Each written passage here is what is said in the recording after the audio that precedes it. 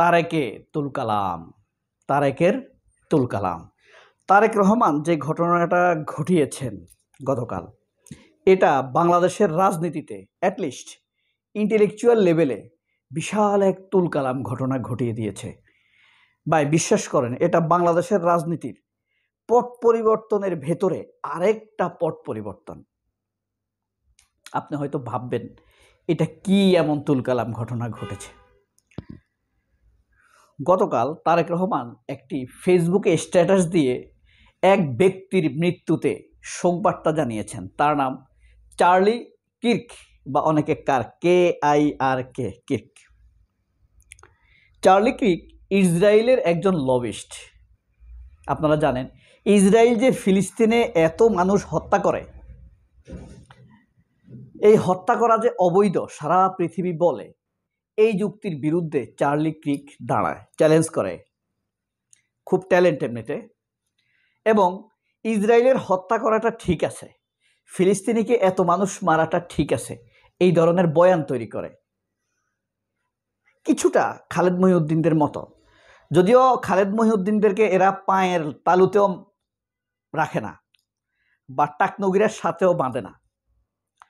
হ্যাঁ, খালেদ মহিউদ্দিনটা যেরকম বয়ান তৈরি করে, ধরেন আবরার ফাহাদকে মেরে ফেলেছে, খালেদ মহিউদ্দিন টকশো করছে। এখন খালেদ মহিউদ্দিন প্রশ্ন করলো, আপনারা আবরার ফাহাদকে মারলে কেন ছাত্রলীগ? এখন আওয়ামী লীগের লোক বলতেছে সে শিবির করত। তখন খালেদ মহিউদ্দিন আরেকজনকে জিজ্ঞেস করলো, তার বিরুদ্ধে শিবির করার অভিযোগ আছে। তার মানে কি বোঝা গেল?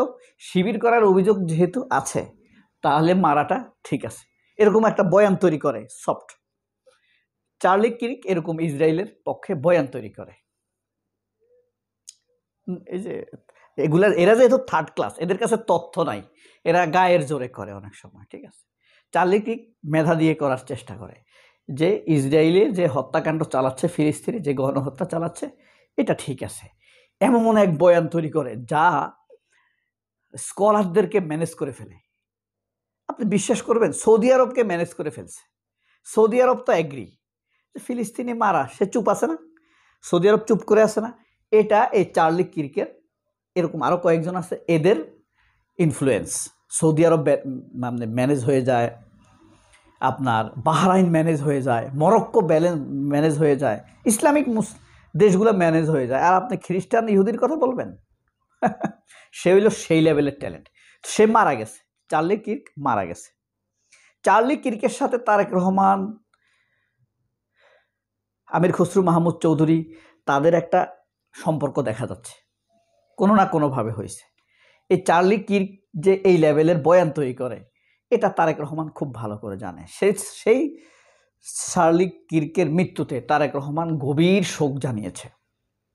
এটা কিন্তু বাংলাদেশের, দেখেন এটা ভাইরাল হয় নাই অত বেশি, আলোচনা করেছে কারা জানেন? আমান আব্দুহু, জুলকারনাইন সায়ের স্বামী,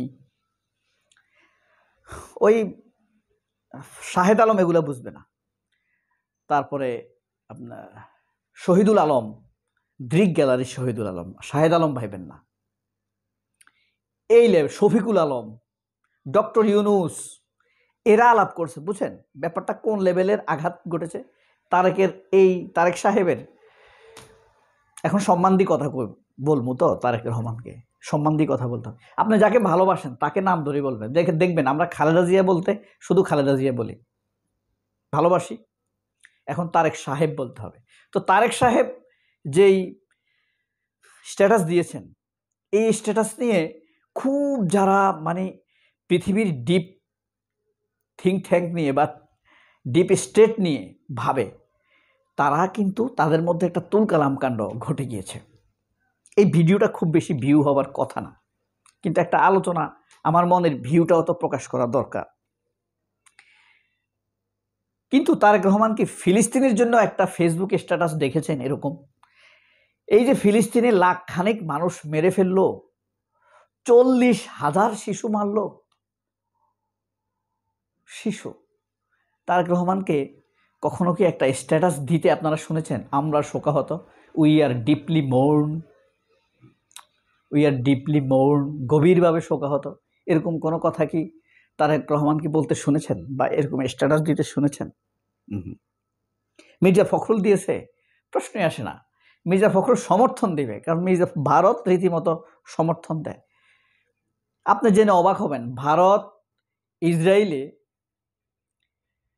20,000 চ্যারিটি সোলজার পাঠাইছে ফিলিস্তিনের বিরুদ্ধে যুদ্ধ করার জন্য। 20,000 চ্যারিটি সোলজার, এদেরকে ট্রেনিং দিয়ে ওদের বিরুদ্ধে ব্যবহার করবে। আরও 11,000 শ্রমিক পাঠিয়েছে, যেন ফিলিস্তিনের অনেক গরিবেরা সীমান্ত পাড়ি দিয়ে ইসরায়েলে গিয়ে দৈনিক মজুরিতে কাজ করে, যেন এই ফিলিস্তিনিদেরকে ইসরায়েল কাজে না নেয়।